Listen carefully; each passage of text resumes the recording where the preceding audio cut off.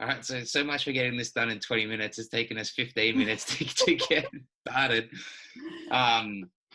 Okay, so week 2. So we said last week when we sat down that we might try to do a little bit of a weekly update on in terms of how things are going and how we sort of see things progressing.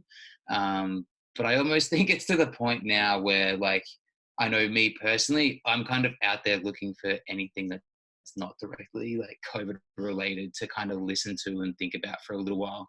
But that's proving rather difficult. So I thought maybe the best thing that we could do and chat about is talk about, how things have changed and things are changing, but how there is a lot of opportunity within everything that's going on to make sure that ultimately in 6 months or 12 months time, whenever, things, I don't want to say return back to normal or return back to what they were, but certainly when some of the things like isolation and social distancing measures start to lift and we can begin returning to groups, that we ultimately, are looking to be able to come out at that time stronger, fitter, more flexible. I know that's one thing that I'm kind of focusing on, and kind of ready to hit the ground running when we're able to get back into our groups and our gyms and our communities, rather than coming out of full proper hibernation, not having moved for 6 to 12 months and really feel like we're starting again from day one, right? So I think most people that are probably listening to this podcast or watching this YouTube video are either people that we know directly, clients, community members, or gyms and affiliates that we've been reaching out to. And they will have most likely receive some of the resources that we've been, working our ass off to get together and get out, that we think do bring a lot of benefits. I think it might also be an opportunity for us to explain how, even us, as coaches, how we're using the same resources that we're putting out, and we're putting them out for a reason, right? Because they do work and they do offer, quite a lot of benefit that comes with structure and discipline and routine. And we're not just putting these things together for the sake of it, right? So do you want to kick us off? How things changed? Not really for you day to day. I'm living my best life. Nothing's changed at all, except I'm just not at the gym. Yeah. But I don't know. I would say I'm probably on that end of the continuum that is struggling a little bit less with all the adjustments and alterations, having worked from home for the last year and a half, almost exclusively anyways. It's been regular food prep, regular work schedule. Gym schedule has been a little lackluster, but I think that's more pregnancy related than work from home. So, I don't really have too much to, I'm loving life. I'm getting so many naps in. Whereas I, on the opposite, am starting to get a little bit of that cabin fever, right? I'm definitely someone who, goes to the gym not because, I do love training, but not because I love training, but because I love the social element that comes with being at the gym for 2 hours, right? So I love being at the gym for 2 hours when it only takes me 45 minutes to do a workout, because I get to chat with the people that I train with, right? Which drives me nuts. Usually drives cats nuts, but that's the reason that I've been able to, I think, cope with working from home for so long, is because I've still had that incredible outlet, 6 days a week, or whether it's going to the actual gym and training down there in Box Hill or Iron Tribe or Metal Therapy, or it's, going with Cam and Snape and stuff to the pool and going for a swim. And it's all of a sudden all these things that, we took for granted, right? That's one outlet that I'm trying to combat that is doing more podcasts and stuff like that, because Mags, even getting the chance to chat to you via Zoom for me is such a mental reprieve to just having the chat, just to chat to Kat the whole time and have to say, I think we're in a very fortunate position that we do have the gym set up in the garage, but it's, even for coaches and trainers out there and especially as a personal trainer, the move to online has been something that's been quite challenging, because the reason a lot of us do what we do is for that personal part of personal training. And that doesn't just mean that your program's individualized. It means that you're building a personal relationship and you're understanding why your clients have the goals that they have, and being able to work with them on that mission is something that it definitely is not without challenge, moving that online. And even though you're still running through sessions, it's different to being able to, give someone a high five or a pat on the back and kind of tell them they're doing a fantastic job. So That's probably been the hardest thing that I've found. And that's probably really been the only significant change to us, is not training in a big group and pushing all the PT online. Yeah, and I think also like the nature of our work has obviously significantly changed as we help people navigate the shift in their schedules and their routines and making do with what they have at home. And even just, I think, the shift in attitude. Like Ben talks a lot about the way we speak to ourselves and how that's the first step towards any sort of positive change, be it like a physiological change in our body, is how we speak to ourselves and our minds. And I think that I've had an interesting week with clients who are, you know, probably realistically going through some of the most challenging times in their adult lives, where they're affiliate owners and they've had to close their doors and they're terrified, right? And at the same time as being concerned about their business and concerned about their community members and the people that they really did need to see on an everyday basis, because they knew they were a huge mental support for that person. They're concerned about getting material out online and recording all these video classes and moving their PT to online, which is something they've had to adapt to on the fly. And so it's been interesting when I've had check-ins with clients and they say, oh, this week was a total failure. And it's like, well, let's unpack that a little bit, right? Like when you completely change everything about your routine and your job and your home life at the drop of a hat, especially for our folks in Melbourne, we knew it was coming because we'd seen the Canadians go through it over the last few weeks, but for Melbourne, it kind of hit overnight. And so expecting to have perfected your new schedule and routine and rhythm with everything in the first 2 days is a little bit of a reach, if you ask me, and beating yourself up for not having perfected that is something that we absolutely don't need to be doing right now. Yeah. And it's been too for like check-ins, instead of, obviously we're still focusing on the nutrition side of things, but another big focus is the routines that we've created and taking a look at them. Okay, what's working well, what's not working well, and let's adjust and, you know, implement and try again the next week and see, you know, do the same thing over and over again. And adapting them so to make sure that we are getting the most out of our days, right? I think we preach a lot about the importance of routine, and the reason that it is so important is because whether we're controlling it or it's controlling us, we're still becoming habits of that routine, right? And so I've noticed this week a lot, and I was saying to Kat on the way back here, like I really need to sit down and use that resource planner that we did build to actually set a new routine properly, because I'm finding even things like no longer having a 5:30 a.m. and a 6:30 a.m. client, because my PT clients are now either working from home or they're just at home, whether it be, you know, not working. And so now there's no need for them necessarily to get up at 6:30 and want to train when they can do it at 10 o'clock or 11 a.m. in the morning. So I kind of find that that's translated into me not getting up as early as I was, which kind of sets me up to not get as much done during the day as I like to do. Like I'm a very big believer in winning the morning, winning the day. And so that's something that I, you know, am planning today to really sit down and start to hammer out getting it done. And I've, anyone who's been in a consult with me in the last week or a podcast has heard my qualms about Melbourne internet. But I think even things like this podcast, it's easier for us to do it before 8 a.m. local time because there's not that massive rush, right? So that kind of routine for everyone, whether you are working from home or you're just at home because you've been laid off, you still want to be productive. We still want to, whether it's reading a book or finishing a task for work or working on your mobility, whatever it is, there's a certain sense of accomplishment that comes with productivity of any type. And so that might not necessarily be a work deliverable that has a certain deadline on it, but reading that book you've been meaning to read or trying that recipe that you've been meaning to try, like these seemingly insignificant things have a really positive impact on our mental health because we're still being in the habit of ticking things off our list. We've got that sense and feeling of accomplishment, right? We're getting things done, we're being productive.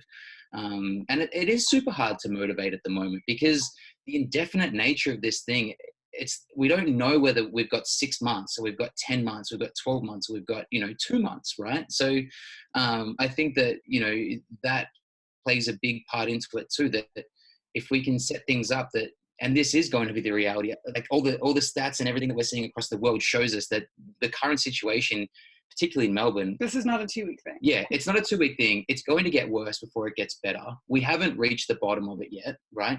So we're not even in the beginning cruxes of coming out, and there's already some people that are, like myself, starting to struggle. So it becomes even more important to get those routines into place as soon as possible, so that whatever happens, whether it's 6 months, 8 months, 12 months, we have a system in place that we can fall back on, that is going to mean at the end of this period, we're coming out in a better position, right, than when we went in. Stronger, and maybe fitter, healthier. Yeah, and that's mental as much as it is physical, right? Okay, we're not probably going to be able to PR our back squat, right, when we've only got a 20-pound dumbbell or a med ball in the gym. We're not going to get these huge, strength gains. But, like you had a really good chat with Tracy this morning, on the More Than Macros podcast, that most CrossFitters now, especially the way with sanctional seasons set up and online qualifiers every week for something, like no one gets an off season, right? So there's a really good opportunity in that too, to really rehab those niggles and rehab those injuries and spend some time working on those body weight weaknesses and mobility weaknesses and things like that, to come out of this time in a better position than we went in. And that is something that you should be putting in your routine as well, right?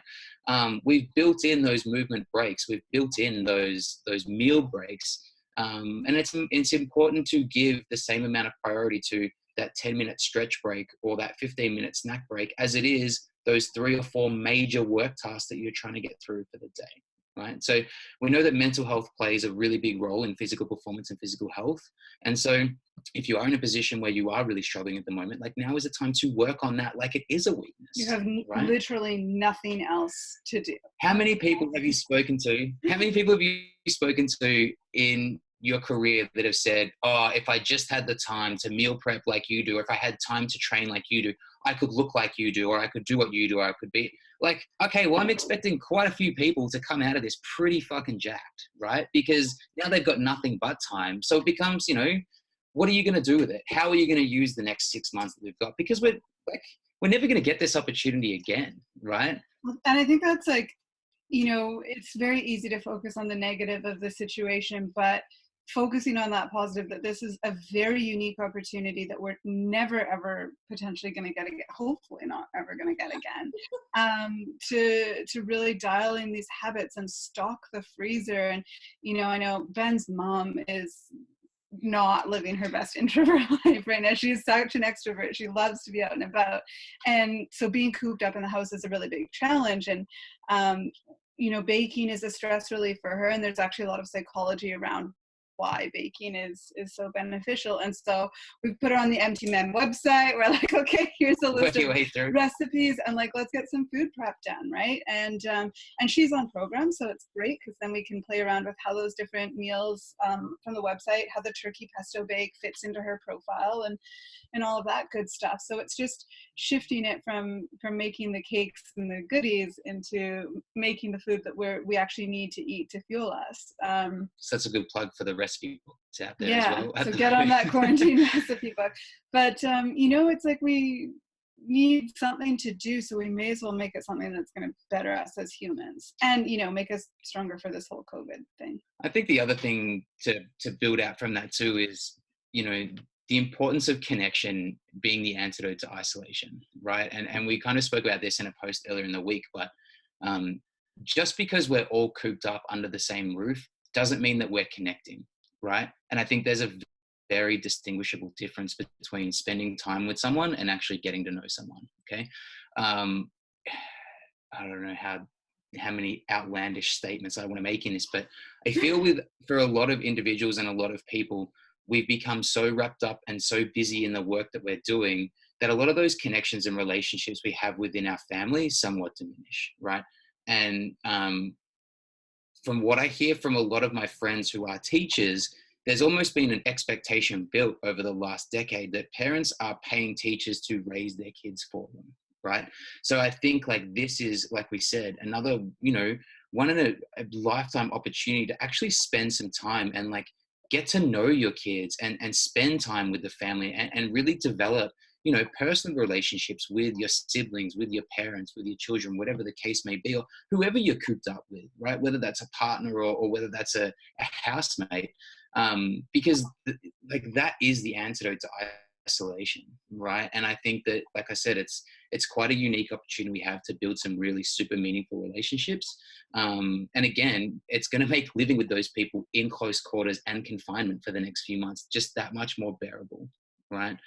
And for those of us who are cooped up alone, I've found that I have not spoken to as many people via FaceTime, house party, Zoom, whatever it may be, over the past week than I have. Like, I've spoken to so many people that I have been meaning to catch up with for a long time now in the past week. And it's been a really good opportunity for that. My friends all over the world who I haven't spoken to in ages.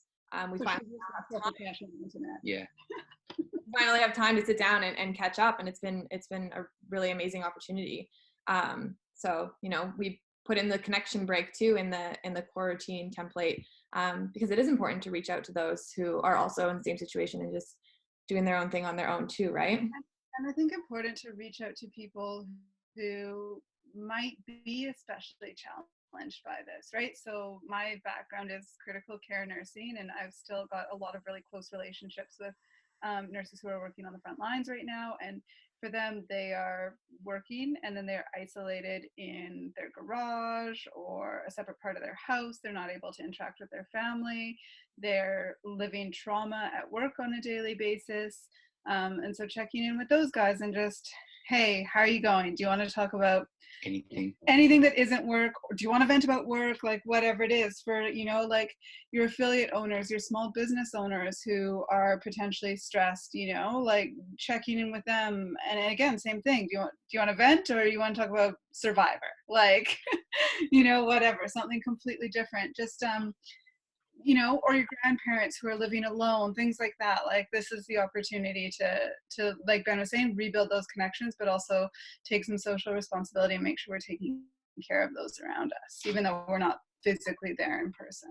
I think especially with, and this is a conversation I've had a lot with Claire too, like with kids, right? Like they're going to have questions about what's going on, you know? And I think the approach to keep them in the dark as a way of protecting them actually does more harm than good, because they're going to get answers to their questions. And if it doesn't come from you, it's going to come from the internet, right? And like some of the shit that we see on the internet day to day, and some of the conspiracy theories that I've read, like in the last 48 hours, you want to be the frontline message to your kids and to your family about what's going on and why it's important, and why the steps are, you know, in place that they are. And I think that only is another step in building trust and building relationships and things like that. And it's, you know, it's okay to not have all the answers, and it's okay to work through it, you know, with family, and it's okay to be a little bit anxious and a little bit nervous and a little bit unsure. And I think it's a really, you know, positive measure to be able to have those conversations with family as well, right? That, you know, I don't know, for me, that's one I've had with Kat too, that it's like, Every night. really starting to struggle, you know?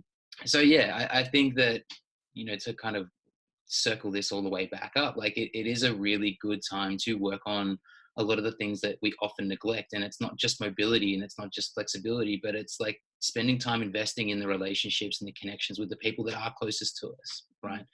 I think it's Dunbar's theory of 150 is like how you can only have a really close connection with 150 people, and then that anything is past that. ridiculous. I can only have a close connection with 5 people. So like, that is crazy. So like, but I think it's kind of, you know, for everyone out there that has the 3,000 Facebook friends, right? Like these kind of opportunities are those to really hone in and be like, who is reaching out, and who do I feel compelled to reach out and talk to? And maybe it is a really good way of narrowing down like what is important, and being protective of your time and spending it and on, you know, more time on less people than a little bit of time on a lot of people, right? So projects, tasks, things to do. Yeah, I think that kind of sums up the majority of what I wanted to talk about. And like I said, this for me is like the closest thing to social interaction I'm really getting at the moment. So Mags, we could do these every day. I'm just loving, I mean, I'm quite an introvert, I guess you could say. And I've just been really enjoying the time on my own, time to myself, time to reflect, the time to, you know, work on personal development, and doing so without distractions, right? I feel like one of the main challenges that a lot of our clients have are the social distractions that, you know, are ever present. And there's nothing wrong with that. And we do make it work for them, and their social calendar and everything like that. But it is always a really significant challenge. So taking advantage of the fact that that's not there, right? There aren't those distractions anymore. So you can really buckle down for the next couple months. Getting ahead, right? Like stocking the freezer with quality meals and stuff like that. But then also building in habits that they can carry forward after when things kind of change. And I dare say things will change. They won't go back to exactly the way that we were used to them being, but solidifying those habits and those routines so that when we go back into life outside the bubble, that we've still got those in place, right? I think, and we'll probably do, I mean, we could do a whole nother podcast on like how I think things will look, right, in 6 months time, and how I can sort of envisage the landscape changing and everything like that. But the other take home message here is that it's unfortunate that it takes such an event like this to, you know, somewhat remind us of sometimes how insignificant details we get caught up on, right? And I think, for example, like, you know, the hundreds of thousands of or millions of people within the community that, you know, are so hyper focused on weight loss.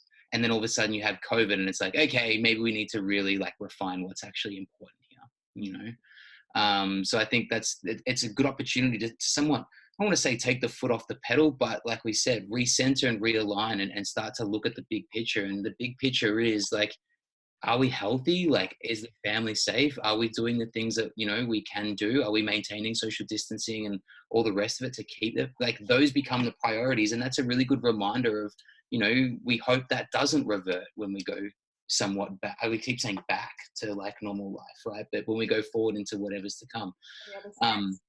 Yeah.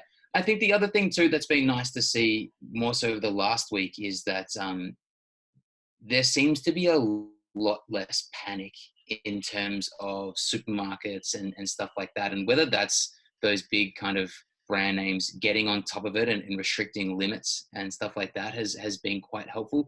But I think what we typically saw the last 2 weeks, especially here, maybe the last month, is, to put it in CrossFit terms, like people coming out of the gate super hot for a 10-round workout in the first round, right? And they've just gone absolutely bananas, panicked at everything they can, stocked and loaded, and are now starting to realize like it's not a 2-week thing, it's not a 4-week thing, it's a 10-round workout. And you just can't sustain that for the next 6 months, right? So, you know, unfortunately, as we foresee the situation getting worse on one front in terms of numbers and statistics, I think that what we're also going to see is people start to accept more that this is the reality for at least the foreseeable future, and having to settle in and come to terms with that and get on with it, because you can kick and scream all you like, but you're going to get exhausted and it's not going to change anything, right? And again, to circle back all the way, that's why it becomes important to build in some really serving routines, because this is the reality for at least the next 6 months.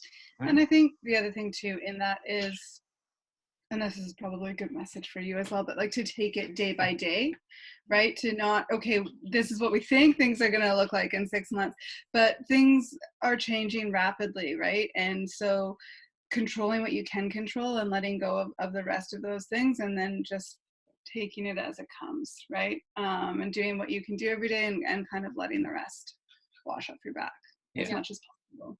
And on a practical note with that, that's kind of how I utilize the Quaroutine template. Is I can build a structure for myself, but I sit down at the end of every day and build my next day, because it is changing, right? And we're not entirely sure what even next week is going to look like. So I just take it day by day. I have that general structure to work off of, but each individual day is going to look a little bit different. We're going to have different priorities, different things to work on. And say you have a family, like there's going to be different things that they need as well. So that would be kind of my best advice on how to utilize that template. That I think, the more people that do that too, the more flexible we all become. And this is an unprecedented time. So the more flexible we all are, the better it's going to work. You know, I think probably a really good example is like we had our 20-week ultrasound today. And when I talked to them last week, they're like, right, so your husband isn't going to be able to come in to the clinic at all. It'll just be you. They always give a USB with a video on it. I was like, okay, it's fine. I understand. Ben is devout. So I was like, well, let's just no social contact, not even with doctors. He's like, I just wanted to talk to someone else. Let's go chat to the reception staff for 20 minutes. So I, as soon as I got there today, I was like, would you be okay if I either just did a voice call or if I FaceTimed him? So and even though he's getting the video in 20 minutes, just so that he could be there in real time. And if he had it was more just so he felt as involved as possible. And the doctor was like, yeah, of course, that's totally fine. And, that might not be the case at all clinics. They might have different policies, but so it really wasn't that big of a deal, right? And I think the more we're able to kind of just not panic about things and take them as they come and try and be as flexible with everyone that we interact with as we can, we're all going to get through this with a slightly lower grade anxiety, which is probably good. It's definitely, one thing to be socially isolated. But when you are pregnant and are still being forced to go and seek like medical assistance that you would not otherwise normally need, there's obviously a risk factor that comes with that too, right? So there is a lot of still like nervous moments and tense moments kind of in the background. And, devastated to hear like in the States for the last 2 weeks, they've mandated, people giving birth can't have a support person in the delivery room, right? So of course, Kat starts researching how to give a home birth for the last 2 weeks. Let me tell you what we won't be doing. But I think we just read this morning that's actually been reversed, and that was mostly New York. So that's super positive to see that, like, despite all the risks, we are still understanding that there's an element of human connection that is important with health and wellness. And I would not be advocating a home birth just to be there, that's for sure. Like, that was never going to be an option. But it's, like, it's an interesting time, and it's kind of like every sci-fi movie you've ever watched about the apocalypse or, anything, similar to that. Like, these are kind of conundrums that we would, you'd never otherwise think about unless you were pregnant. Can I just clarify that Ben would not advocate a home birth because that is just not something he's ever been comfortable with, not that is the decision that is appropriate for all people. Yeah, sorry. That's just his personal comfort That's my level. personal, yeah. But I'm pretty like frazzled and panicked in high stress situations at the best of times. I would not know, anyway, I should figure it out. I just watch a YouTube video. If I fix the plumbing in the Vancouver apartment, I'm sure I could handle this. But yeah, look, no doubt, for not just us, but for many people within the community, there's some pretty unique situations that they're in that unfortunately mean that they are putting themselves at risk that they otherwise wouldn't. And I mean, you look at, we did a post recently, kind of shout out to our healthcare workers. I think almost 40% of our community is frontline in some regards. Like, and if that's we like to think that our client base is a pretty accurate representation of the community at large, and that's a pretty big portion of the community that is willing, maybe not so willingly, but kind of being forced to put themselves at risk, right? And I think hopefully Nurses Week this year do a bit better than fucking pens and clipboards to say thank you, right? Because that would just be terrifying. And then to be able to hear firsthand those stories of them coming home from work and either being forced to self-quarantine in like a trailer or a garage, or even just stay on ward, is devastating. So again, like, to any of those in the community, whether you're an active client or not, if you want to reach out and book in and chat, please do. And Kat's probably the best one to do that with, because she's got a bit more relatability. But I'm sure you'll be able to. I'm sure she'll get up from a nap to have those conversations and have those chats. But we'll make it work. But reach out for sure. Or if you are living alone and you are feeling extra isolated than normal because you're not getting the hit that you need from the community, you're the people that we're trying to reach the most. You're the ones that we want to talk to. Your client status is irrelevant. Like, if you're struggling, we want to help, right? Mm-hmm. So, yeah. Good note to end it on, I reckon. reckon. I think so too. I think we're around that 30-minute mark, so we killed it. Perfect. All right, well, we'll look forward to chatting to you guys again soon. Maybe sooner than this one. Yeah, and definitely if you're listening to it, stay peeled, because we've got a lot of good things coming down the pipeline. And send us some feedback if you are looking for some more usable, actionable items that we haven't already covered, because we're completely open to whatever it is that you guys need. Yeah, or if there's specific things that you're struggling with, like just let us know, because we know everyone's situation is quite individual. So yeah, definitely. All right. Awesome. Take care, everyone.